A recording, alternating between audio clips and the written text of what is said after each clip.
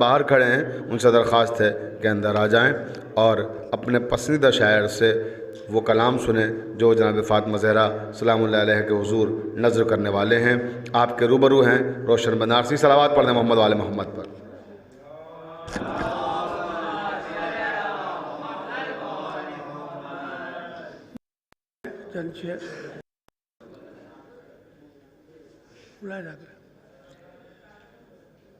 اس کی ہر تہ ملا لوگا ہر ہے سلسلے سے اس کی ہر تہ میں لالو گو ہر ہے اس کی ہر تہ میں لالو گو ہر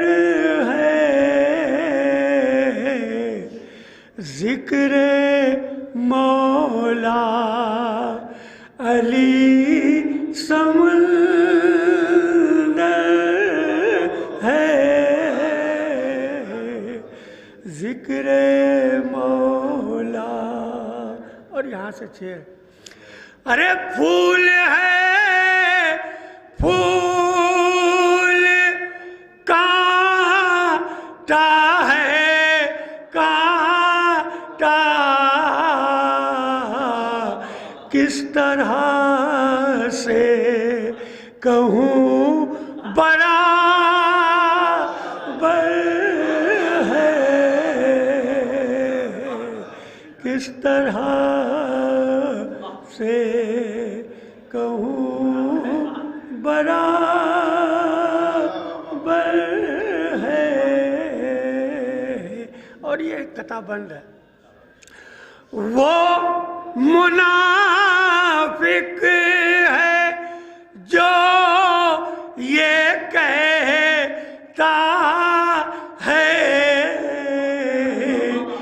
مانیے اہل بیت گھر بھر ہے جان کر بن رہے ہو تم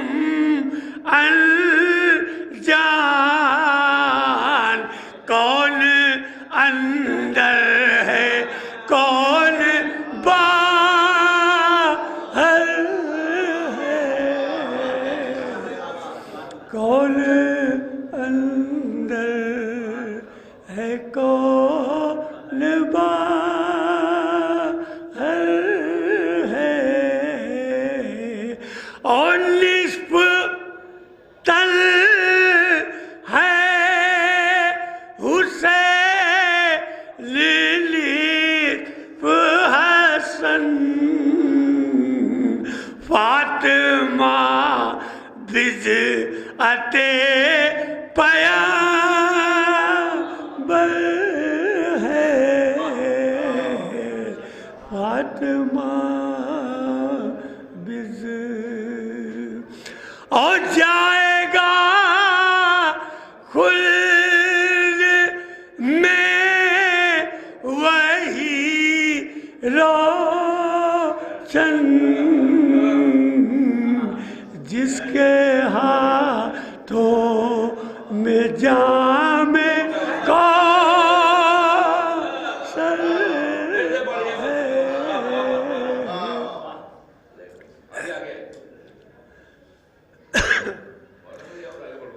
جائے گا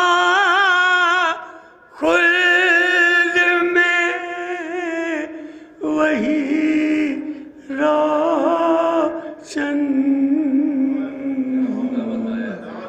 جس کے ہاتھوں میں جام کوثر ہے جس کے ہاتھوں. اور اچھا اچھا چلیے وہ تو آتے رہیں گے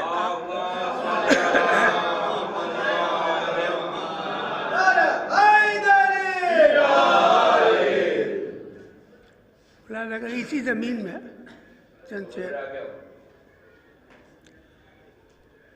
آ جائیے آ جائیں گے کوئی مسئلہ نہیں وقت کے ساتھ کیا نہیں بدلا بس سنیے ارے وقت کے ساتھ کیا نہیں بدلا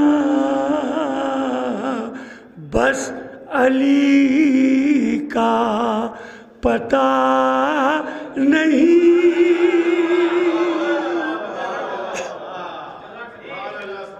بس علی کا اور یہاں سے چھ ارے جان چیلی تو مرتضیٰ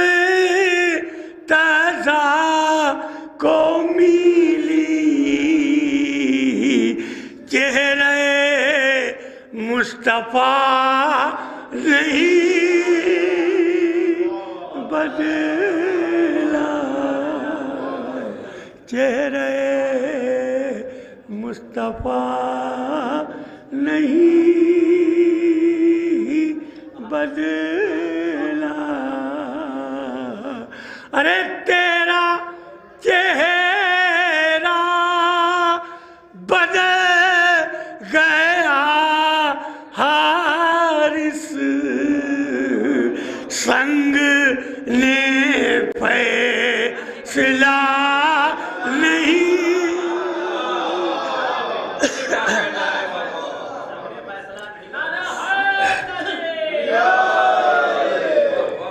سنگ نے فیصلہ نہیں بدلا یہ شعر ارے اتنا بلانا کیجیے اتنا محکم علی سے تھا رشتہ ہم نے اپنا خدا نہیں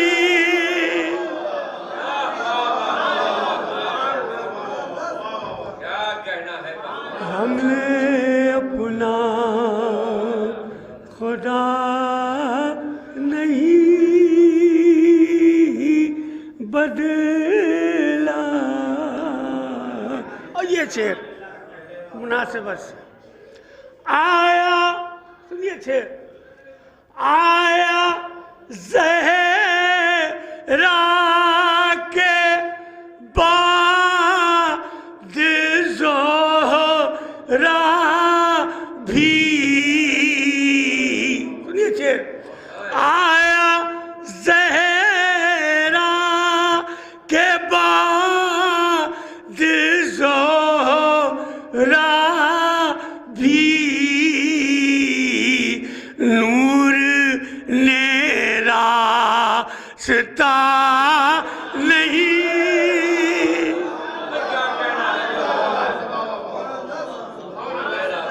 نور نے راستہ نہیں بدلا اور یہ اچھے ارے بارہ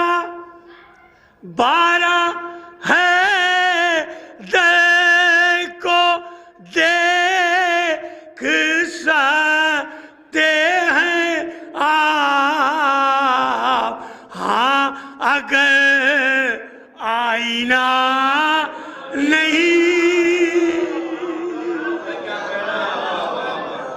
اگر آئینہ نہیں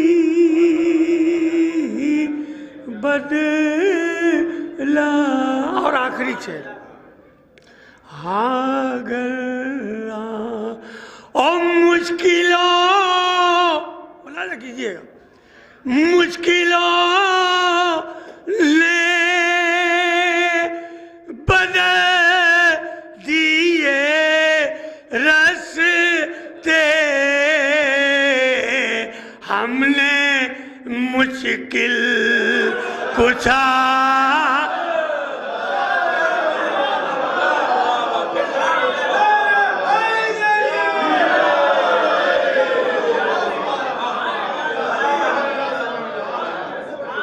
مشکلوں نے بدل دیے رستے ہم نے مشکل کشا نہیں بدلا ہم نے مشکل اے علی آپ کی خدائی نے ایک بھی فیصلہ نہیں بدلا ایک بھی اور آخری سے زیر طلبات ایک بوا سے بول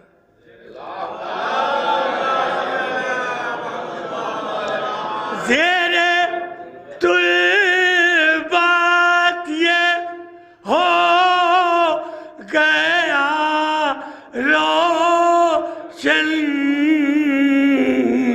ارے داغ ماتم میرا نہیں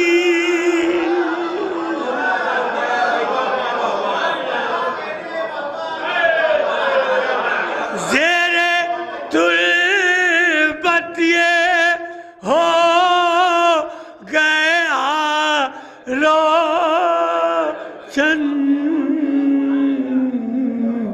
داغ ماتم میرا نہیں بدلا وقت کے ساتھ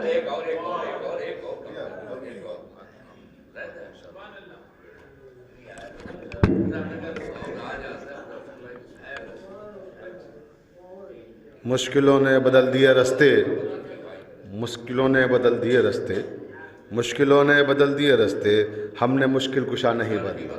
یہ تھے جناب روشن بنارسی صاحب اور بہت ہی خوشگلو اور خوش فکر شاعر بزرگ شاعر بنارس کے ہمارے. ہم بھی چاہتے تھے کہ انہیں اور سنا جائے لیکن معذرت چاہتے ہیں وقت نہیں ہے کیونکہ اور علماء و خطبہ کافی بڑی تعداد میں موجود ہیں اور شعراء کرام بھی موجود ہیں دیگر شعراء بھی تو اس لیے انشاءاللہ بعد والی مجلسوں میں انہیں زحمت دی جائے گی. اور اب اسی کے ساتھ مرزا غالب کے 4 مصرے پڑھ کے میں مولانا کو زحمت دوں گا کہ میں خار ہوں اگرچہ نہ جنت میں جا سکوں میں خار ہوں اگرچہ نہ جنت میں جا سکوں شاید کہ بعد مرگ ہی کچھ کام آ سکوں. توجہ چاہتا ہوں دیکھیں میں خار ہوں اگرچہ نہ جنت میں جا سکوں شاید کہ بعد مرگ ہی کچھ کام آ سکوں ایندھن بنا دے مجھ کو جہنم کا اے خدا کہ دشمن علی کے کلیجے جلا سکوں ایندھن بنا دے مجھ کو جہنم کا اے خدا کہ دشمن علی کے کلیجے جلا سکوں. مرزا غالب کے انہی 4 مصروں کے ساتھ درخواست کر رہا ہوں کیونکہ مرزا غالب کے شعر میں نے اس لیے پڑھے کہ ایک مرزا ہی کو دعوت دینا ہے. اب میں درخواست کر رہا ہوں حجت الاسلام والمسلمین مولانا مرزا شاہد حسین حسینی صاحب سے تشریف لائیں آج کے مجلس کو خطاب فرمائیں. آپ حضرات سے درخواست ہے کہ بآواز بلند نعرہ صلوات سے قبلہ کا استقبال کریں.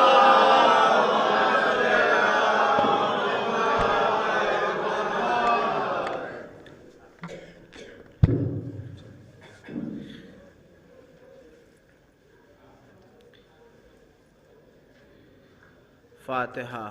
بسم اللہ الرحمن الرحیم. الحمدللہ رب العالمین.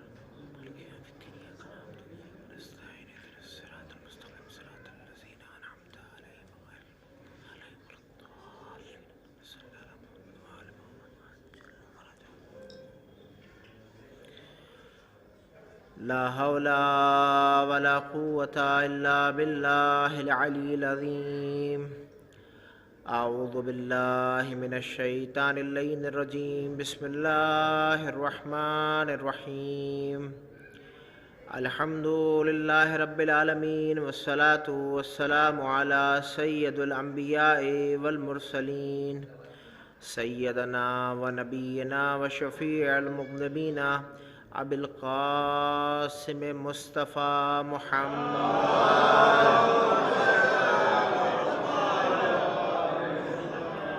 ثم الصلاة والسلام وعلى أهل بيته الطيبين الطاهرين المعصومين المظلومين ولعنة الله على أعدائهم وقتلتهم وغاصبي حقوقهم ومنكري فضائلهم ومصائبهم عليه أجمعين أما بعد قال الله تبارك وتعالى في كتابه الكريم وقوله الحق بسم الله الرحمن الرحيم إنا أعطيناك الكوثر فصل لربك وانحر إنا شانئك هو الأبتر صلوات بھیجی پر محمد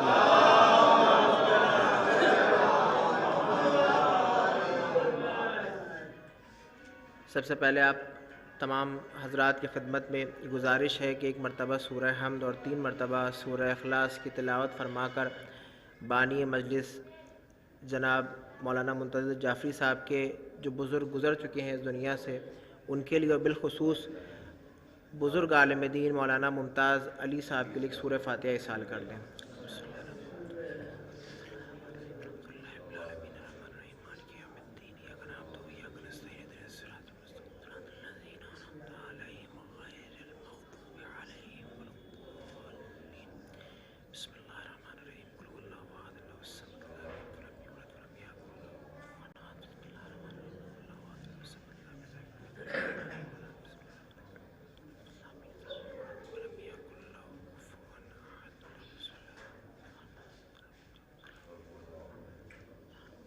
صلوات بھیجی پر محمد و آل محمد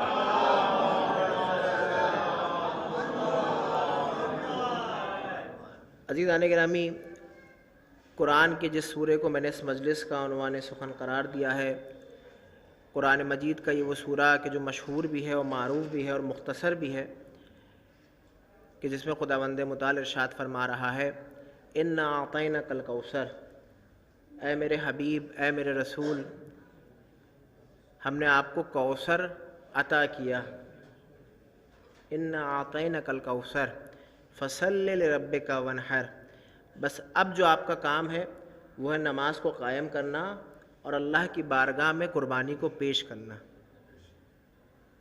ان شانئک هو الابتر اور آپ کا دشمن بے اولاد رہے گا ابتر رہے گا عزیزان گرامی ظاہراً یہ سورہ چھوٹا ہے مختصر ہے لیکن اس سورے نے قیامت تک کے لیے ہمیں اور آپ کو ایک پیغام دے دیا کہ جو محمد و آل محمد کے دشمن ہوں گے وہ قیامت تک کے لیے بے اولاد رہیں گے لہذا یہ کوئی روایت نہیں ہے کوئی حدیث نہیں ہے بلکہ قرآن کی آیت ہے کہ جو سچی ہے اور حقیقت کے اوپر مبنی ہے کہ جس کے دل میں محمد و آل محمد کی محبت ہوگی اسی کی نسل کامیاب ہے اور اسی کی نسل کثرت کے ساتھ بڑھے گی اور جس کے دل میں آل محمد کا بغض ہے یا عداوت ہے لہٰذا آج نہیں تو کل اس کی نسل منقطع ہو جائے گی اور ختم ہو جائے گی لہٰذا یہی آل محمد کی محبت ہے یہی آل محمد سے انسیت ہے یہی آل محمد سے لگاؤ ہے کہ جو ہماری زندگی کو دنیا میں بھی کامیاب کرتا ہے اور انشاءاللہ آخرت میں بھی کامیاب کرے گا صلوات بھیجیے اور محمد و آل محمد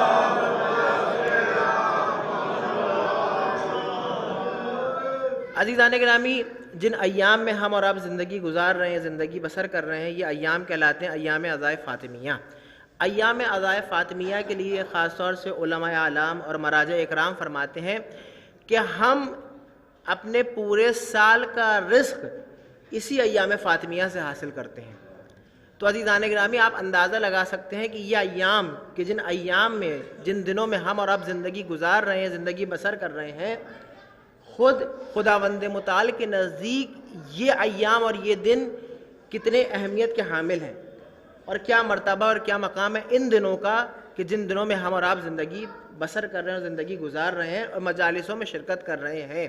تو عزیزان گرامی یہی فرش ادا ہے, یہی ایام فاطمیہ کا فرش ہے کہ جس فرش کے ذریعے سے آپ پورے سال کا اپنا رزق بھی حاصل کر سکتے ہیں اور اپنی ذاتی مشکلات کے لیے دعا حضرت زہرا کے وسیلے سے کر سکتے ہیں. لہٰذا ہمیں کسی ایرے غیرے کے دروازے پہ نہیں جانا ہے, ہمیں کسی کے آگے گڑ گڑانا نہیں ہے, بلکہ حضرت زہرا کا واسطہ دینا ہے اور اسی فرش عزائے حضرت زہرا کا واسطہ دینا ہے تاکہ خدا ہماری زندگی کو بھی کامیاب کرے اور ہماری آخرت کو بھی کامیاب کرے. ایک صلوات بھیجیے محمد والے.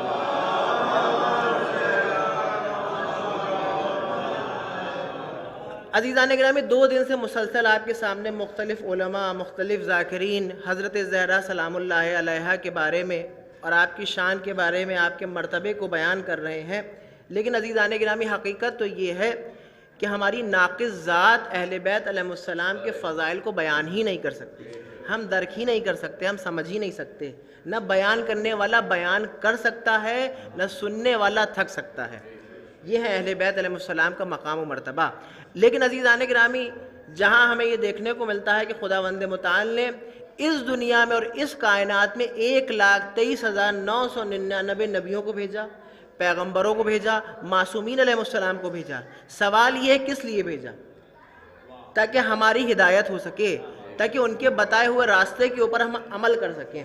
لیکن عزیزان گرامی شاید خداوند متعال اس بات کو جانتا تھا اور سمجھتا تھا, لہذا خدا کو یہ معلوم تھا کہ ایک زمانہ آئے گا لوگ یہ اعتراض بھی کر سکتے ہیں اور لوگ یہ کہہ بھی سکتے ہیں کہ بار الہ تو نے اس دنیا میں, اس کائنات میں جتنے بھی معصومین کو بھیجا ہے, جتنے بھی نبیوں کو بھیجا ہے, جتنے بھی پیغمبران کو بھیجا ہے, سب کے سب مرد تھے.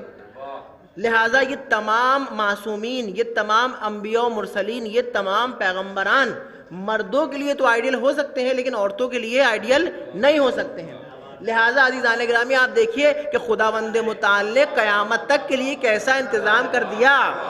بھائی توجہ, یعنی خداوند متعال نے ایک ذات کو اس کائنات میں بھیجا کہ جس کو سیدۃ النساء العالمین بنا دیا. صلوات بھیجیے محمد وآل محمد.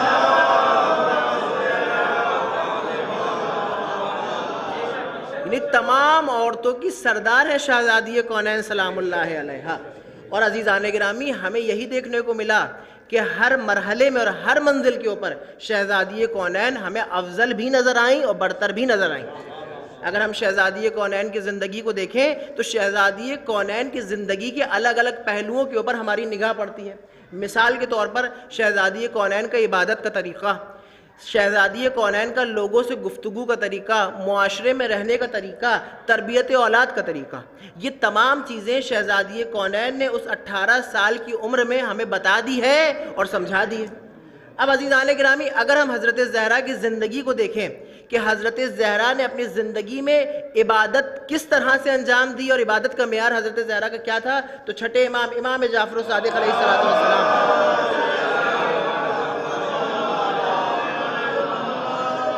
آپ ارشاد فرماتے ہیں کہ جس وقت میری دادی فاطمہ مصلی عبادت پہ جاتی تھی اور عبادت کرنے کا ارادہ کرتی تھی. توجہ کیجیے گا عزیزان گرامی جملوں کے اوپر, ابھی شہزادی نے عبادت کا آغاز نہیں کیا, ابھی صرف شہزادی کونین مصلی کے اوپر گئی ہیں اور عبادت کا ارادہ کر رہی ہیں. تو امام صادق فرماتے ہیں کہ جیسے ہی میری دادی فاطمہ مصلی کے اوپر جاتی تھیں اور عبادت کرنے کا ارادہ کرتی تھیں تو اس وقت آسمان کے اوپر ملائکہ کے درمیان کوہرام مچ جاتا تھا. ملائکہ ایک دوسرے سے سوال کرتے تھے, پوچھتے تھے آخر خدا کی کون سی ایسی مخلوق ہے کہ جیسے ہی یہ فرش کہا جائے کہ جیسے ہی یہ اللہ کی بارگاہ میں حاضر ہوئی, جیسے ہی یہ مصلی کے اوپر حاضر ہوئی, پورے آسمان میں ایک نور ظاہر ہوا. لہٰذا اس نور کی بنا کے اوپر پورا آسمان نورانی ہو گیا, جس بنا کے اوپر پورے آسمان میں کوہرام مچ گیا. اب عزیزان گرامی اس فرشتے ایک دوسرے سے سوال کرتے ہیں تو خداوند متعال جواب کیا دیتا ہے؟ جواب یہ دیتا ہے کہ اس کائنات کی افضل ترین مخلوق کا نام ہے فاطمہ. کہ جو اس وقت ارادہ کر رہی ہے کہ کس طرح سے عبادت الہی کو انجام دینا ہے، تو عزیزان گرامی آپ اندازہ لگا سکتے ہیں اگر شہزادی صرف ارادہ کر لیں تو آسمانوں کے اوپر کوہرام مچ جاتا ہے۔ تو عزیزان گرامی یہی فاطمہ ہے کہ اگر روز محشر قیامت کے دن اپنے چاہنے والوں کو دیکھیں گی کہ یہ میرے چاہنے والے ہیں، یہ میرے بیٹے حسین کے عاشق ہیں، لہٰذا کیسے ممکن ہے کہ شہزادی منہ کو پھیر کے چلی جائے اور جس کے لیے شہزادی شفاعت کر دیں گی خداوند متعال بھی اسے معاف کر دے گا۔ صلوات بھیجیے محمد و آل محمد۔ لہذا یہاں پر کوئی امکان نہیں ہے، یہاں پہ کوئی شک اور شبہ نہیں ہے، کیونکہ یہ چیز حتمی ہے، یہ چیز ہونا ہے۔ تو عزیزان گرامی شہزادی کونین نے ابھی عبادت کا آغاز نہیں کیا، فقط ارادہ کیا ہے اور آسمان میں کوہرام مچ گیا ہے، ملائکہ سوال کر رہے ہیں، پوچھ رہے ہیں۔ اور آپ دیکھیے کہ خداوند متعال نے بھی ایک عجب مصلحت کے تحت پیغمبر اکرم کو زمین سے لے کر کے آسمان تک کی سیر کروائی ہے، یعنی فرش سے اٹھایا ہے پیغمبر اکرم کو اور عرش کے اوپر لے گیا ہے۔ قرآن کی آیت ہے سبحان الذی اسری بعبدہ لیلا من المسجد الحرام الی المسجد الاقصی الذی بارکنا حولہ۔ پاک ہے وہ ذات، بابرکت ہے وہ ذات، قابل حمد و ثنا ہے وہ ذات جو راتوں رات اپنے نبی کو مسجد الحرام سے مسجد اقصی پہ لے گئی۔ عزیزان گرامی تعریف کس کی ہونی چاہیے؟ تعریف اس کی ہونی چاہیے کہ جو آ رہا ہے، جس کو بلایا جا رہا ہے۔ بھائی مثال کے طور کے اوپر آپ نے کسی کی دعوت کری، آپ نے اپنے گھر پہ کسی کو دعوت کے اوپر بلایا، تو عزیزان گرامی کیا کبھی آپ نے دیکھا ہے جو دعوت پہ بلاتا ہے وہ اپنے منہ سے اپنی تعریف کرتا ہے؟ نہیں عزیزان گرامی، تعریف اس کی جاتی ہے کہ جو آتا ہے، جو مہمان ہوتا ہے، جس کو بلایا جاتا ہے۔ لیکن عزیزان گرامی در حقیقت میں خداوند متعال قرآن مجید میں اپنی تعریف کر کے یہ بتا رہا ہے اور اپنی تعریف کر کے خوش ہو رہا ہے کہ دیکھو میں کس ذات کو زمین سے آسمان پہ بلا رہا ہوں۔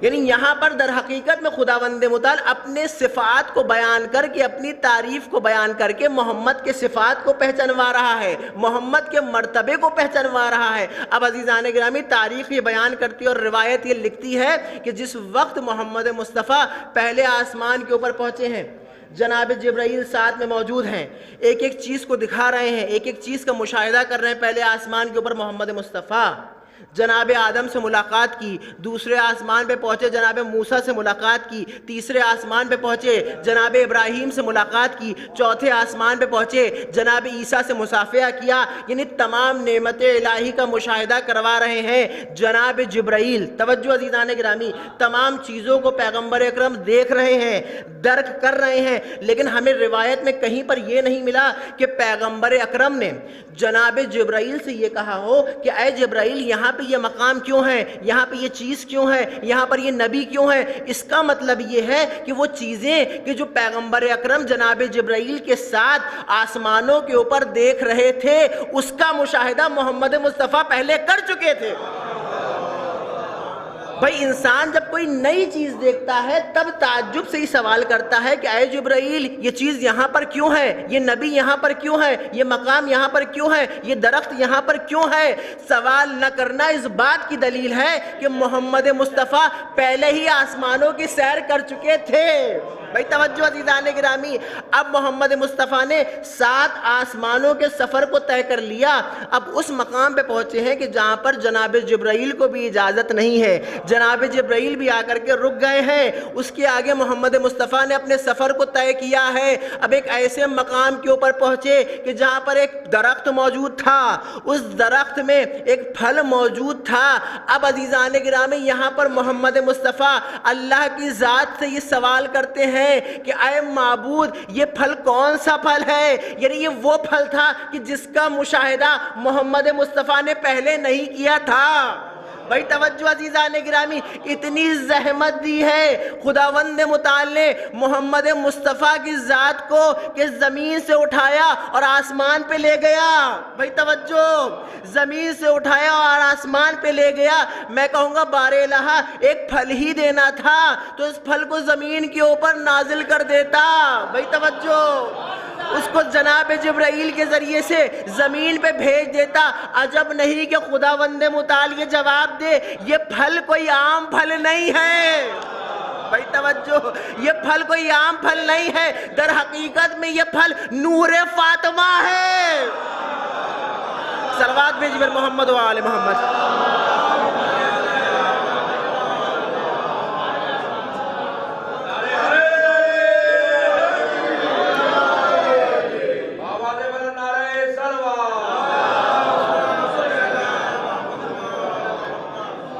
تو لہٰذا خداوند متعال نے محمد مصطفیٰ کی ذات کو اتنی زحمت دی کہ زمین سے اٹھایا اور آسمان کے اوپر لے گیا، اور اس کے بعد پیغمبر اکرم نے اس پھل کو تناول کیا کہ جو پھل کھا کر جناب فاطمہ کا نور پیغمبر اکرم کے صلب میں منتقل ہوا، اور پھر یہ نور جناب حضرت خدیجہ کے رحم میں منتقل ہوا، اور اس کے بعد حضرت زہرا کی ولادت ہوئی۔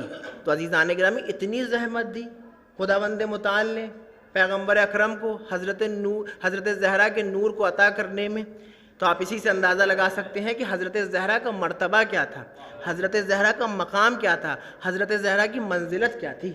اب عزیزان گرامی اگر عبادت کی بات لیجئے تو وہ مشہور واقعہ کہ پوری رات حضرت زہرا سلام اللہ علیہا مصلی کے اوپر بیٹھ کر کے عبادت کو انجام دے رہی ہیں۔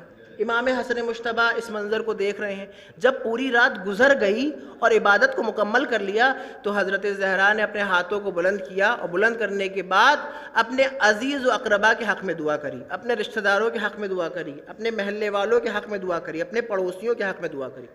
جب دعا کو مکمل کر لیا اور مصلی کو رکھ دیا تو چھوٹے سے حسن ہیں دوڑتے ہوئے ماں کے پاس آئے، اے مادر گرامی، پوری رات میں نے آپ کی عبادت کے طریقے کا مشاہدہ کیا، اور میں نے دیکھا کہ آپ نے پوری رات یاد الہی میں گزاری، عبادت الہی میں گزاری، اور آخر میں آپ نے غیروں کے حق میں دعا کری، رشتہ داروں کے حق میں دعا کری، پڑوسیوں کے حق میں دعا کری۔ اے مادر گرامی، میں ایک سوال کرنا چاہتا ہوں، آپ نے سب کے حق میں دعا کری؟ نہ آپ نے میرے حق میں دعا کری، نہ بھیا حسین کے حق میں دعا کری، نہ بابا علی کے حق میں دعا کری۔ اب شہزادی کا جملہ سنیے گا عزیزان گرامی، جو قیامت تک کے لیے ہمارے لیے درس کا باعث بنتا ہے۔ شہزادی فرماتی ہیں، بیٹا اجار ثم الدار، پہلے غیر ہیں پھر ہم ہیں۔ عزیزان گرامی، در حقیقت میں اس چھوٹے سے جملے میں شہزادی کونین ہمیں اور آپ کو کیا سمجھانا چاہ رہی ہیں؟ شہزادی ہمیں یہ بتانا چاہ رہی ہیں کہ دیکھو، جب بھی مصلی عبادت کے اوپر جاؤ، عبادت الہی کو انجام دو، فقط اپنے لیے نہ سوچو، اپنے حق میں دعا نہ کرو کہ خدایا ہمیں ایک بڑا گھر دے دے، خدایا ہمیں مال عنایت کر دے، عمدہ سواری دے دے، عمدہ لباس دے دے۔ نہیں، پہلے غیروں کے بارے میں دعا کرو، غیروں کے حق کے بارے میں دعا کرو، رشتہ داروں کے حق کے بارے میں دعا کرو، پڑوسیوں کے حق میں دعا کرو۔ جب تم ان کے حق میں دعا کرو گے تو خداوند متعال تمہاری دعاؤں کو مستجاب کرے گا۔ جب تم دوسروں کے لیے سوچو گے تو خداوند متعال تمہارے لیے سوچے گا۔ در حقیقت میں حضرت زہرا سلام اللہ علیہا اپنی زندگی میں اس پیغام کو دینا چاہ رہی ہیں۔ اور عزیزان گرامی، عبادت بھی دو طرح کی ہوتی ہے، وہ عبادت جو ہم اور آپ صبح و شام کرتے ہیں اس عبادت میں، اور وہ عبادت کہ جو اہل بیت علیہ السلام اپنی زندگی میں انجام دیا کرتے تھے۔ زمین و آسمان کا فرق ہے۔ دیکھیے، اس زمانے میں ہم جو عبادت کو انجام دیتے ہیں وہ کس لیے دیتے ہیں؟ تاکہ ہم عبادت کر کے دنیا کو پا سکے اور آخرت میں جنت کو حاصل کر سکیں۔ بھائی ہماری دعائیں کیا ہوتی ہیں کہ ہمیں اچھا گھر مل جائے، ہمارے پاس مال زیادہ ہو جائے، ہمیں عمدہ سواری مل جائے، ہمارے پاس اچھے لباس موجود ہو، ہماری دنیا میں شہرت بڑھ جائے۔ معمولاً جو دعائیں کی جاتی ہیں وہ یہی کی جاتی ہیں، اپنی ذات سے جو جڑی دعائیں ہوتی ہیں۔ لیکن عزیزان گرامی، اہل بیت علیہ السلام کی عبادت کا اور دعاؤں کا طریقہ کیا ہے؟ اہل بیت علیہ السلام جو عبادت انجام دیا کرتے تھے وہ اللہ کی رضا کو حاصل کرنے کے لیے دیا کرتے تھے۔ ان کا مقصد کسی دنیاوی شے کو حاصل کرنا نہیں ہوتا تھا، بلکہ اللہ کی رضا کو حاصل کرنا ہوتا تھا۔ لہٰذا وہ اس طرح سے خداوند متعال کو راضی کرتے تھے کہ خداوند متعال جواب یہ دیتا تھا کہ یا ایتھا النفس المطمئنہ ارجعی الی ربک راضیۃ مرضیہ، اے نفس مطمئنہ، میں تجھ سے راضی ہوں اس عالم میں کہ میں تجھ سے راضی اور تو مجھ سے راضی۔ ایک صلوات بھیجیے میرے محمد و آل محمد۔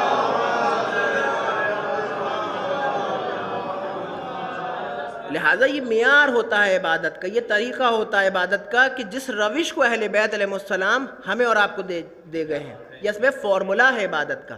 اگر اس فارمولے کے اوپر ہم عمل کریں گے تو عزیزان گرامی پھر ہماری عبادت میں لذت محسوس ہوگی۔ آپ دیکھیے بہت سارے لوگ ہوتے ہیں وہ نماز تو پڑھتے ہیں لیکن وہ یہ کہتے ہیں کہ مولانا ہمیں لذت محسوس نہیں ہوتی ہے۔ یہ جو ہم کہتے ہیں نا کہ خداوند متعال ہمیں عبادت کرنے کی توفیق دے، در حقیقت میں آپ جانتے ہیں کہ توفیق ہوتی کیا ہے؟ توفیق کا مطلب ہی یہی ہوتا ہے کہ جو عبادت ہم کر رہے ہیں وہ اللہ کے لیے کریں۔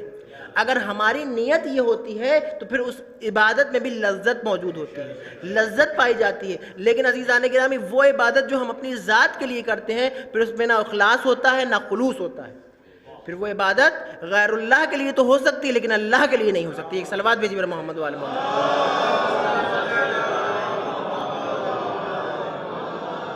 تو اہل بیت علیہ السلام کی زندگی اگر ہم عبادت کی منزل میں دیکھیں تو ہمیں اس طرح سے نظر آئے گی۔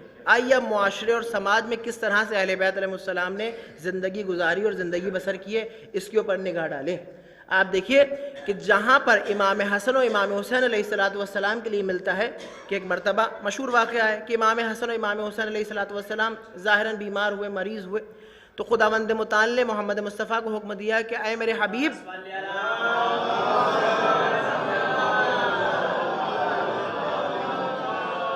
آپ منت مانیے۔ لہٰذا پیغمبر اکرم نے منت مانی کہ اگر میرے بیٹوں کو شفا مل گئی تو ہم روزہ رکھیں گے۔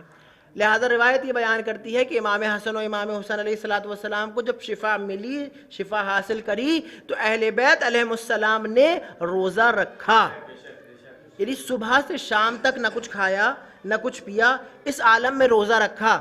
جب افطار کا وقت نزدیک آیا تو شہزادی کونین نے ایک روٹی اپنے لیے آمادہ کی، ایک روٹی علی مرتضیٰ کے لیے آمادہ کی، ایک روٹی امام حسن مجتبیٰ کے لیے آمادہ کی، ایک روٹی جناب زینب کے لیے آمادہ کی، ایک روٹی جناب ام کلثوم کے لیے آمادہ کی، اور ایک روٹی امام حسین علیہ السلام کے لیے آمادہ کری۔ یعنی اہل بیت علیہ السلام کے پاس ایک ایک روٹی موجود تھی۔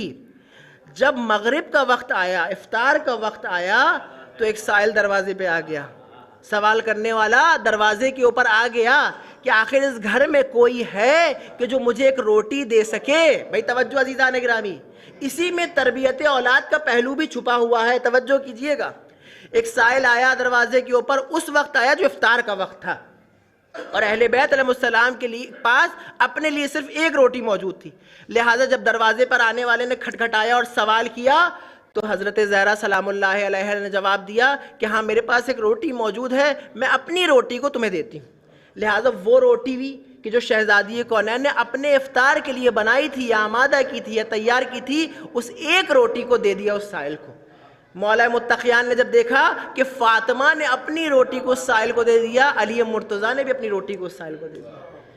جب علی اور فاطمہ نے اپنی روٹیوں کو اس سائل کو دیا تو اب یہ اہل بیت علیہ السلام کے گھرانے کے بچے ہیں۔ کس طرح سے اہل بیت علیہ السلام نے اپنے گھرانے کے بچوں کو تربیت دی ہے، بس عزیزان گرامی یہی پیغام ہمیں حاصل کرنا ہے۔ جہاں بچوں نے یہ دیکھا کہ ہمارے والدین نے وقت افطار پورے دن بھوکے بھی ہیں، پیاسے بھی ہیں، اور جب افطار کا وقت آیا تو اپنی روٹیوں کو سائل کو دے دیا، لہٰذا دوڑے دوڑے امام حسن آگے آئے اور یہ کہنے لگے میں اپنی روٹی کو بھی دینا چاہتا ہوں۔ امام حسین بھی آگے آئے، میں اپنی روٹی کو بھی دینا چاہتا ہوں۔ جناب زینب اور جناب ام کلثوم بھی آگے آئیں اور یہ کہا کہ میں اپنی روٹیوں کو بھی دینا چاہتا ہوں۔ اب عزیزان گرامی سمجھ میں آیا کہ جہاں والدین علی اور فاطمہ جیسے ہوتے ہیں وہیں حسنین جیسے بچے وجود میں آتے ہیں۔ ایک صلوات بھیجیے پر محمد و آل محمد۔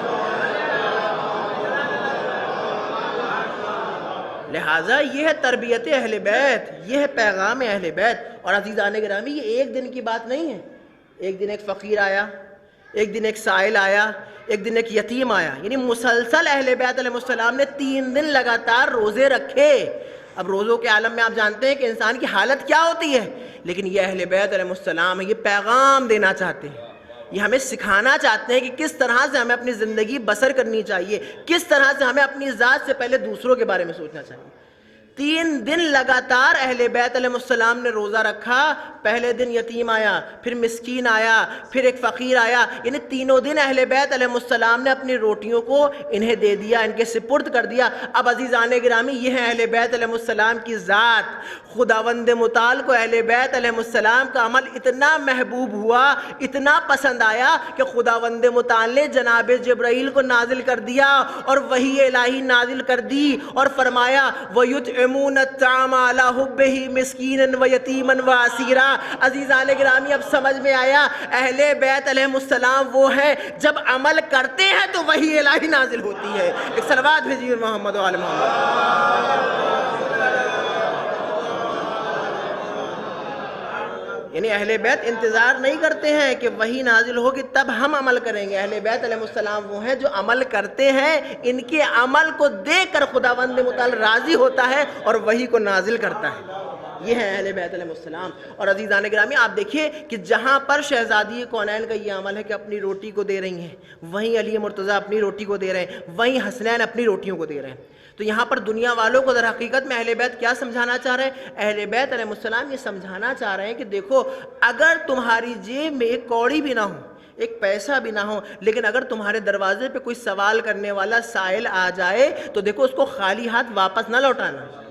جو تمہارے پاس تمہاری حیثیت کے اعتبار سے موجود ہے اس کی مدد کر دینا, اس کی مشکل کو دور کر دینا. یہ نہ ہو تمہاری سیرت ہماری سیرت کے برخلاف نہ ثابت ہو جائے. تمہاری سیرت وہ ہونی چاہیے کہ جو ہم اہل بیت کی سیرت ہے. اگر کوئی تم سے مانگنے آئے تو تم اس کی حاجت کو پورا کرو. یہی سیرت اہل بیت ہے اور یہی پیغام اہل بیت ہے. ایک صلوات بھیجیے محمد.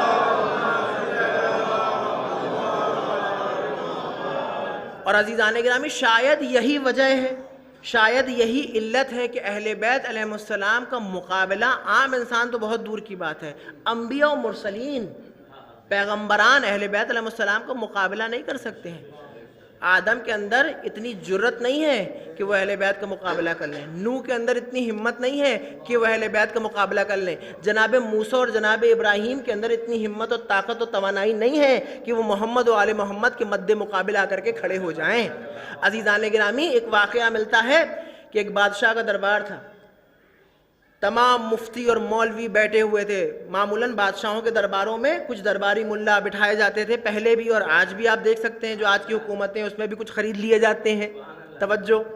تو بہرحال اس زمانے میں بھی دربار سجتا تھا اور کچھ خریدے ہوئے ملا بٹھائے جاتے تھے. لہٰذا بادشاہ نے ایک دن اعلان کیا, بادشاہ نے ایک دن پوچھا کہ میرا ایک سوال ہے ان مفتیوں سے کہ جو درباری مفتی تھے, ان سے سوال کیا اور پوچھا کہ میں تم سے یہ پوچھنا چاہتا ہوں کہ جناب مریم افضل تھیں یا محمد مصطفیٰ کی بیٹی فاطمہ. اب عزیزان گرامی, ظاہر سی بات ہے کیونکہ وہ درباری ملا حرام کی روٹی کو کھائے ہوئے تھے. اگر حق کی روٹی کو کھائے ہوئے ہوتے تو فوری جواب دیتے, کیونکہ پیٹ میں حرام غذا گئی تھی, حرام روٹی گئی تھی. لہٰذا وہ مفتی اور مولوی بولتے اور جواب ہی دیتے ہیں, اے بادشاہ سلامت, ہمیں کچھ وقت دے دیجئے تاکہ ہم اجتہاد کر لیں اور ہم یہ سمجھ لیں کہ کون افضل تھا, مریم افضل تھیں یا فاطمہ افضل تھیں. توجہ عزیزان گرامی, بادشاہ نے کہا ٹھیک ہے بھائی, تمہیں کتنا وقت لینا ہے, کتنا ٹائم لینا ہے, جتنا بھی وقت چاہیے ہے, ٹائم چاہیے ہے, لے لو, لیکن میرے سامنے جب آنا تو جواب کے ساتھ آنا. لہٰذا یہ کہہ کر بادشاہ نے انہیں بھیج دیا. اب کچھ دن کے بعد وہ تمام مفتی اور مولوی بادشاہ کے سامنے آتے ہیں اور دربار سجایا جاتا ہے. لوگ آ کر کے جمع ہو جاتے ہیں. بادشاہ بھی انتظار کر رہا ہے, لوگ بھی انتظار کر رہے ہیں کہ اب یہ مفتی اور مولوی بتائیں گے کہ کون افضل تھا, جناب مریم افضل تھیں یا فاطمۃ الزہرا افضل تھیں. لہٰذا بادشاہ جب آ کر کے اپنی مسند کے اوپر بیٹھتا ہے, اپنے تخت کے اوپر بیٹھتا ہے, آ کر کے مفتی کھڑے ہو جاتے ہیں اور ہاتھوں کو جوڑ کر کے یہ کہتے ہیں کہ اے بادشاہ سلامت, ہم نے اجتہاد کیا اور اجتہاد کرنے کے بعد نتیجہ یہ نکلا کہ جناب مریم افضل ہیں اور جناب فاطمہ نعوذ باللہ مفضول ہیں. جناب مریم کی فضیلت زیادہ ہے اور فاطمۃ الزہرا کی فضیلت کم ہے. اب عزیزان گرامی, ظاہر سی بات ہے بادشاہ بھی اس چیز کو جانتا تھا کہ کون افضل ہے کون مفضول ہے. بھائی بادشاہ نے بھی سوال کر لیا, جو تم نے یہ کہا ہے کیا تمہارے پاس دلیل موجود ہے؟ اب عزیزان گرامی جیسے ناقص لوگ تھے ویسی ناقص دلیلیں بھی لے آئے. کہنے لگے اے بادشاہ سلامت ہم بغیر دلیل کے تو کوئی بات ہی نہیں کرتے، لہٰذا آپ دلیل مانگتے ہیں ہم دلیل بھی دیتے ہیں. اب وہ یہ کہتے ہیں کہ اے بادشاہ سلامت پہلی دلیل تو ہمارے پاس یہ ہے کہ بھائی حضرت مریم کے نام کا سورہ قرآن مجید میں موجود ہے اور حضرت فاطمہ کے نام کا کوئی سورہ ہی قرآن میں موجود نہیں ہے، لہٰذا اس لحاظ سے حضرت مریم حضرت فاطمہ سے افضل ہو. دوسری دلیل ہماری یہ ہے کہ سورہ آل عمران میں خداوند متعال نے جناب مریم کی طہارت کا اعلان ایک مرتبہ کیا ہے. سنیے، یہ وہ درباری مفتی اپنی ناقص دلیلیں دے کر کے کنارے میں بیٹھ گئے. اب ایک علی کا چاہنے والا ان جوابات کو سن رہا تھا. وہ عالم نہیں تھا، وہ مجتہد نہیں تھا، وہ کوئی پڑھا لکھا انسان نہیں تھا، بلکہ عوام الناس میں سے تھا. بھائی عزیزان گرامی اسی لیے تو ہم یہ کہتے ہیں کہ جو اہل بیت علیہ السلام کے چاہنے والوں کے گھر کے بچے ہیں ان کو لے آؤ اور اپنے مفتیوں کو لے آؤ. ہمارے گھر کے چھوٹے چھوٹے بچے تمہارے بڑے بڑے مفتیوں کو دھول چکھا سکتے ہیں. کیوں؟ کیونکہ ہمارے یہاں جو تربیت دی جاتی ہے، تعلیم دی جاتی ہے، وہ سیرت اہل بیت کی دی جاتی ہے. لہٰذا ایک علی کا چاہنے والا کھڑا ہو گیا اور کھڑا ہونے کے بعد یہ کہنے لگا اے بادشاہ سلامت یہ درباری مفتی اور مولوی جو خود ناقص ہے اور ناقص دلیلیں دے رہے ہیں میں ان کو نہیں مانتا ہوں، میں ان کو رد کرتا ہوں. اور میرے نزدیک جناب مریم میں اور حضرت زہرا میں یہی فرق ہے کہ جس طریقے سے زمین و آسمان کا فرق ہوتا ہے. لہٰذا کبھی بھی جناب مریم حضرت فاطمہ سے افضل نہیں ہو سکتی. پہلے بھی فاطمہ افضل تھیں، آج بھی فاطمہ افضل ہے، قیامت تک افضل رہیں گی. اب عزیزان گرامی بادشاہ کو تو معلوم تھا کہ بھئی کون افضل ہے. بادشاہ نے اس نوجوان سے بھی کہا کہ بھئی تمہارے پاس بھی کوئی دلیل موجود ہے. جب میں نے ان سے دلیل مانگی تھی تو یہ 2 دلیلیں میرے سامنے پیش کر گئے، لہٰذا اگر تمہارے پاس دلیل ہوگی اور دلیل محکم ہوگی تو میں تمہارے ساتھ رہوں گا. اب بھئی اس نوجوان نے، وہ عالم نہیں تھا، وہ مولانا نہیں تھا، وہ مجتہد نہیں تھا، وہ کوئی پڑھا لکھا انسان نہیں تھا بلکہ ایک عام انسان تھا. وہ یہ کہتا ہے کہ بھئی انہوں نے یہ کہا کہ مریم کے نام کا سورہ قرآن مجید میں موجود ہے اور فاطمہ کے نام کا سورہ موجود ہی نہیں. تو اب عزیزان گرامی وہ جوان یہ جواب دیتا ہے کہ بھئی انہوں نے کہا کہ ایک سورہ ہے کہ جو جناب مریم سے منسوب ہے کہ جس کو سورہ مریم کہتے ہیں. وہ جوان یہ کہتا ہے کہ فاطمہ سے تو 2 سورے منسوب ہیں، ایک سورہ کوثر ہے، ایک سورہ حل عطا ہے. بھئی توجہ عزیزان گرامی، اب ان مفتیوں نے جو دوسری دلیل دی تھی وہ دلیل یہ تھی کہ بھئی خداوند متعال نے جناب مریم کی طہارت کا اعلان سورہ آل عمران میں کیا ہے اور یہ کہا ہے کہ مریم طاہر ہے، پاک ہے. اب عزیزان گرامی ایک مقام کے اوپر جناب مریم کی طہارت کا اعلان ہوا ہے. وہ نوجوان یہ کہتا ہے کہ مریم کی طہارت کا اعلان تو صرف ایک مقام پہ ہوا، فاطمہ کی طہارت کا اعلان تو 2 جگہ پہ کیا. انما یرید اللہ لیذھب عنکم الرجس اہل البیت ویطہرکم تطہیرا. یعنی ایک جگہ پہ نہیں کہا، 2 مرتبہ دہرایا یطہرکم تطہیرا. ایک صلوات بھیجیے محمد و آل محمد.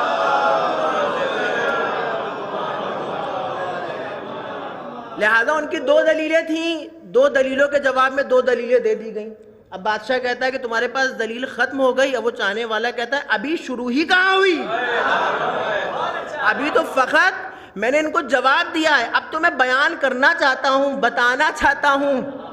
وہ کہتا ہے کہ بھئی مریم جس وقت بیت المقدس میں موجود تھیں، حالت حمل سے تھیں، جناب عیسیٰ مادر شکم میں موجود تھے، اس وقت جناب مریم کے گھر والوں کو بھی اجازت نہیں تھی کہ وہ جا کر کے مریم سے ملاقات کرتیں. لیکن اس عالم میں بھی جناب جبرائیل اس مقام کے اوپر نازل ہو جاتے تھے اور مریم سے گفتگو کیا کرتے تھے، مریم سے بات کیا کرتے تھے. یعنی جناب مریم کے نزدیک جناب جبرائیل کو تو اجازت تھی جانے کی، لیکن مریم کے گھر والوں کو اجازت نہیں تھی کہ وہ مریم کے نزدیک جائیں، مریم سے گفتگو کریں، مریم کا حال پوچھیں. اب عزیزان گرامی وہ چاہنے والا یہ کہتا ہے کہ جب اہل بیت چادر تطہیر کے اندر جمع ہو گئے تو جناب جبرائیل نازل ہوئے اور جناب جبرائیل نے اجازت مانگی، اے معبود کیا مجھے بھی اجازت ہے کہ میں اس چادر کے اندر داخل ہو جاؤں؟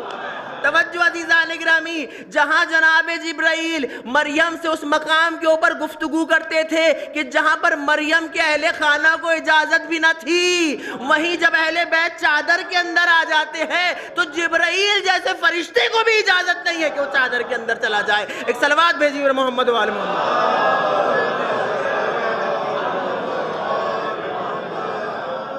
وہ کہتا ہے کہ میں چوتھی دلیل دینا چاہتا ہوں کہ حضرت فاطمہ کا مقام بالا تر ہے جناب مریم سے۔ وہ کہتا ہے کہ بھائی جناب عیسیٰ معصوم تھے، نبی تھے، پیغمبر تھے، لیکن جناب عیسیٰ شہید نہیں کیے گئے، جناب عیسیٰ زندہ ہیں، چوتھے آسمان کے اوپر موجود ہیں، لیکن حضرت فاطمہ وہ ہیں کہ جن کے 11 بیٹوں کو شہید کیا گیا، شہادت کے درجے کے اوپر فائز ہوئے حضرت فاطمہ کے 11 بیٹے۔ اور وہ چاہنے والا یہ کہتا ہے کہ ابھی بھی میری دلیل باقی ہے، جو آخری اور محکم دلیل ہے۔ کہا ہے بادشاہ سلامت، اگر ابھی بھی تو جاننا چاہتا ہے کہ کون افضل ہے، مریم افضل ہے یا فاطمہ افضل ہے، تو بہت دور کی بات نہیں ہے، بس مہندی کے ظہور کا انتظار کرتا رہے۔ توجہ عزیزان گرامی، جس دن مہندی کا ظہور ہو جائے گا اس دن پتہ چل جائے گا کہ فاطمہ افضل ہے یا مریم افضل ہے۔ توجہ عزیزان گرامی، جس وقت جناب عیسیٰ چوتھے آسمان سے نازل ہوں گے اور امام مہدی ظہور کریں گے، پردہ غیب کو ہٹائیں گے، تو اس وقت دنیا دیکھ لے گی کہ مہدی آگے کھڑے ہو کر نماز پڑھائیں گے اور عیسیٰ مہدی کے پیچھے نماز کو ادا کریں گے۔ خود فیصلہ کر لینا کہ کون افضل ہے، فاطمہ افضل ہے یا مریم افضل ہے۔ ایک صلوات بھیجیے محمد و آل محمد۔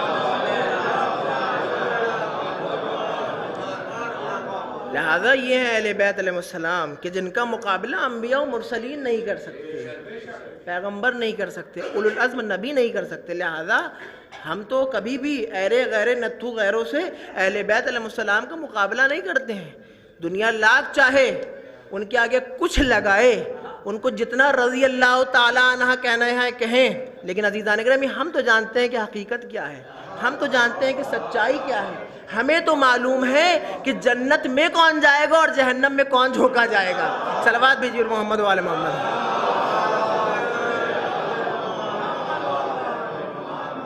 بس عزیزان گرامی آپ کی زحمت تمام۔ یہ جو زمانہ چل رہا ہے، جس زمانے میں ہم اور آپ زندگی بسر کر رہے ہیں، سوشل میڈیا کا زمانہ ہے۔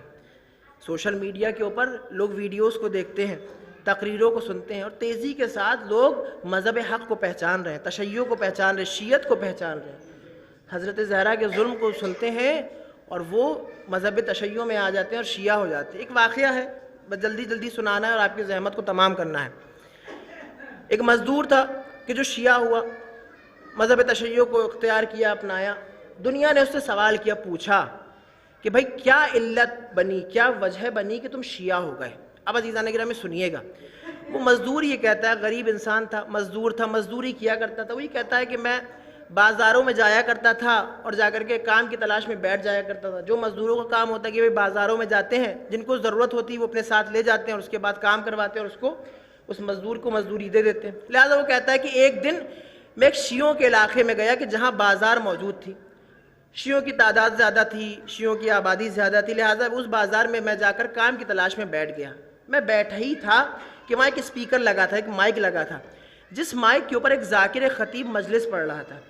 ایک دم سے اس ذاکر، اس خطیب نے مصائب میں کہا کہ محمد مصطفیٰ کی ایک لوتی بیٹی فاطمہ دربار میں گئی تھیں اور وہ خالی ہاتھ واپس لوٹ آئی تھیں۔ کہا جیسے ہی میں نے اس جملے کو سنا اس خطیب کی زبان سے، اس ذاکر کی زبان سے، میں ایک مرتبہ غصے کے عالم میں اپنی جگہ پہ بلند ہوا اور شیعوں کو برا بھلا کہتا ہوا اپنے گھر کی طرف واپس آنے لگا، اور ارادہ کر لیا کہ آج کے دن میں کوئی مزدوری نہیں کروں گا۔ کیوں؟ کیونکہ یہ الزام لگاتے ہیں خلفاء کے اوپر، یہ الزام لگاتے ہیں مسلمانوں کے اوپر اس زمانے کے کہ رسول کی ایک لوتی بیٹی کے حق کو غصب کر لیا گیا، چھین لیا گیا اور ان کو خالی ہاتھ دربار سے لوٹا دیا گیا۔ وہی کہتا ہے کہ میں باتیں سناتا ہوا اپنے گھر پہ آیا، کھانے کا وقت آیا، میں نے کھانا تناول کرنا شروع کیا۔ ایک دم سے میرے ذہن میں یہ خیال آیا، کہیں ایسا تو نہیں وہ ذاکر سچ کہہ رہا ہو، رسول کی بیٹی فاطمہ دربار میں گئی ہوں اور ان کا حق نہ ملا ہو۔ وہ یہ کہتا ہے کہ میں یہ سوچ ہی رہا تھا، ایک مرتبہ میں اپنے مقام پہ کھڑا ہوا، اپنی جگہ پہ کھڑا ہوا اور دوڑتا ہوا محلے کی مسجد میں گیا کہ جہاں پہ ایک مفتی موجود تھا۔ میں نے جلدی وضو کیا، وضو کرنے کے بعد میں نے قرآن کو اٹھایا اور اس قرآن کو دوڑتا ہوا لے کر کے مفتی کے سامنے بیٹھ گیا، اور میں نے اس مفتی سے یہ کہا کہ اے مفتی، میں تجھ سے 2 سوال کرنا چاہتا ہوں، میں جو سوال کروں اس کا جواب یا ہاں میں دینا یا نہ میں دینا، مجھے لمبا جواب تجھ سے نہیں سننا ہے، میں لمبا جواب تجھ سے نہیں چاہتا، یا میں تیرا جواب ہاں میں چاہتا ہوں یا نہ میں چاہتا ہوں۔ اب وہ مزدور یہ کہتا ہے کہ میں نے اس قرآن کو اس مفتی کے سر کے اوپر رکھ دیا، اور سر پہ رکھنے کے بعد میں نے یہ کہا کہ اے مفتی، مجھے ذرا یہ بتا کہ رسول کی ایک لوتی بیٹی فاطمہ جب دربار خلافت میں گئی ہیں اور اپنے حق کا مطالبہ کیا ہے فاطمہ الزہرا نے، ان کو حق دیا گیا تھا یا نہیں دیا گیا تھا؟ اب وہ مفتی کہتا ہے کیا تم نے کسی شیعہ سے ملاقات کی ہے، کسی شیعہ سے ملے ہو؟ تو عزیزان گرامی، وہ مزدور یہ کہتا ہے نہیں، جو میں نے تجھ سے پوچھا ہے اس کا جواب دے، یا ہاں میں جواب دے یا نہ میں جواب دے۔ فاطمہ الزہرا کو ان کا حق دیا گیا تھا یا نہیں دیا گیا تھا؟ مفتی سر کو جھکاتا ہے اور جواب یہ دیتا ہے کہ نہیں، رسول کی ایک لوتی بیٹی فاطمہ کو ان کا حق نہیں دیا گیا تھا۔ کہا میرا دوسرا سوال ہے، دوسرا سوال یہ ہے کہ جب فاطمہ اپنے حق کو لینے گئی تھیں تو کیا فاطمہ کے اوپر ظلم کیا گیا تھا یا ظلم کیا نہیں گیا تھا؟ اب وہ مفتی سر کو جھکاتا اور کہتا ہے کہ ہاں فاطمہ کے اوپر ظلم کیا گیا تھا، فاطمہ کو جھٹلایا گیا تھا۔ بس وہ مزدور یہ کہتا ہے کہ جیسے ہی میں نے اس جملے کو سنا میری آنکھوں سے اشک جاری ہو گئے، آنسو جاری ہو گئے، اور میں نے قرآن کو کنارے رکھا اور اس مفتی سے یہ کہا کہ یہ کیسے خلیفہ تھے، یہ کیسے مسلمان تھے؟ ارے اس زمانے میں اگر میرے دشمن کی بیٹی میرے دروازے کے اوپر آ جائے اور کسی چیز کا مطالبہ کر لے تو میں اسے اس چیز کو دے دوں گا، لیکن یہ اس زمانے کے مسلمان کس طرح کے مسلمان تھے کہ رسول کی ایک لوتی بیٹی دربار میں کھڑی ہو کر کے اپنے حق کو طلب کر رہی ہے، حق کا مطالبہ کر رہی ہے، اور اس کو جھٹلایا جا رہا ہے اور اس کو واپس بھیجا جا رہا ہے، رسول کی بیٹی کی توہین کی جا رہی ہے۔ عزیزان گرامی، شاید یہی وجہ ہے، روایت یہ بیان کرتی ہے کہ جب شہزادی کونین دربار خلافت میں گئی ہیں نا تو ساتھ میں جناب ام ایمن موجود تھیں، جناب ام ایمن کا سہارا تھا شہزادی کونین کو۔ روایت نے یہ بیان کیا جس وقت شہزادی کونین دربار میں گئی ہیں، شہزادی کی کمر بالکل سیدھی تھی، سر کے بال بالکل سیاہ تھے، لیکن ادھر شہزادی کونین سے یہ سوال کیا گیا اور پوچھا گیا کہ اے فاطمہ، کیا تمہارے پاس کوئی ثبوت موجود ہے؟ جس چیز کا تم ادعا کر رہی ہو، جس چیز کا تم دعویٰ کر رہی ہو، کیا تمہارے پاس کوئی ثبوت موجود ہے؟ روایت نے یہ بیان کیا کہ تھر تھر آتے ہاتھوں سے شہزادی کونین نے ایک وصیت کو نکالا اور اس وصیت کو لے جا کر کے خلیفہ وقت کے سامنے پیش کر دیا، یہ میرے بابا کی وصیت ہے۔ روایت نے یہ بیان کیا کہ 300 سے زیادہ مسلمان اس وقت موجود تھے کہ جس وقت شہزادی کونین دربار خلافت میں گئی تھی، ایک ایک نے اس تحریر کو پڑھا، اس وصیت کو پڑھا، اور وہ وصیت جب واپس خلیفہ کے ہاتھ میں پہنچی، روایت نے بیان کیا کہ شہزادی کونین کے سامنے اس وصیت کو پھاڑ دیا گیا۔ بس یہی وجہ ہے کہ جب شہزادی اپنے مقام پہ بلند ہوئی ہے نا، پھر کمر جھک چکی تھی، سر کے بال سفید ہو چکے تھے۔ عزیزان گرامی، شاید یہی وجہ ہے امیر المومنین کو جس وقت شہزادی کونین نے بلایا اور وصیت بیان کرنا شروع کری تو اس وقت شہزادی کونین نے وصیت کی تھی، اے ابو الحسن، میرے جنازے کو رات کی تاریکی میں اٹھائیے گا اور فلاں فلاں کو میرے جنازے میں شریک نہ ہونے دیجیے گا۔ شاید یہی وجہ تھی کہ ابو الحسن نے شہزادی کے جنازے کو رات کی تاریکی میں اٹھایا۔ ارے شہزادی نے بھی سوچا ہوگا جن لوگوں نے جیتے جی میرا ساتھ نہ دیا، جن لوگوں نے جیتے جی مجھے سہارا نہ دیا، لہٰذا میں یہ نہیں چاہتی ہوں کہ میرے جنازے میں وہ لوگ شریک ہوں۔ روایت یہ بیان کرتی ہے کہ جس طرح کی وصیت شہزادی کونین نے امیر المومنین سے کی تھی، امیر المومنین نے اس وصیت کے اوپر عمل کیا، رات کی تاریکی میں لے جا کر شہزادی کونین کو جنت البقیع میں دفن کر دیا۔ میں کہوں گا اے شہزادی، جس وقت آپ اس دنیا سے گئی تھی جس وقت آپ کی شہادت واقع ہوئی تھی، جیسی وصیت آپ نے کی تھی اس وصیت کے اوپر عمل بھی ہوا، اور جب آپ اس دنیا سے گئی آپ کے ساتھ آپ کے شوہر موجود تھے، آپ کے بچے موجود تھے، آپ کے رشتہ دار موجود تھے، لیکن اے شہزادی سن 61 ہجری ہے، آپ کے بیٹے حسین ہیں، ارے 3 دن کے بھوکے اور پیاسے ہیں، کوئی مدد کرنے والا موجود نہیں ہے، کوئی سہارا دینے والا موجود نہیں ہے، ارے کوئی وصیت کے اوپر عمل کرنے والا موجود نہیں ہے۔ روایت نے یہ بیان کیا کہ امام حسین علیہ السلام کو کربلا کے میدان میں 3 دن کا بھوکا اور پیاسا شہید کیا گیا۔ میں کہوں گا اے شہزادی، جس وقت آپ اس دنیا سے رخصت ہوئی ہیں اس زمانے میں آپ کی بچیاں موجود تھی، آپ کی بیٹیاں موجود تھی، آپ کی شہادت کے بعد آپ کی بیٹیوں کو کسی نے تماچے نہیں لگائے ہیں، لیکن سن 61 ہجری میں بعد شہادت امام حسین علیہ السلام یہی حسین کی بیٹی سکینہ ہے جسے کربلا سے کوفے سے شام تک لے جایا گیا، اور جب بھی یہ بچی پانی کا مطالبہ کرتی تھی اس بچی کے تماچے لگائے جاتے تھے۔ لعنت اللہ علی القوم الظالمین سیعلم الذین ظلموا ای منقلبی ینقلب۔ بار الہ ان آوازوں پر رحمت نازل فرما، معبود جو مومنین یا تشریف فرما ان کی نیک حاجات کو پورا فرما، جو مقروض ان کے قرضوں کو ادا فرما، جو پریشان ہیں ان کی پریشانیوں کو برطرف فرما۔ پروردگار ہمیں ایسا بنا دے کہ جیسا زمانے کا امام ہمیں دیکھنا چاہتا ہے، امام زمانے کے ظہور میں تعجیل فرما، اور ہم سب کو اپنے امام کے ناصر و مددگاروں میں شمار فرما۔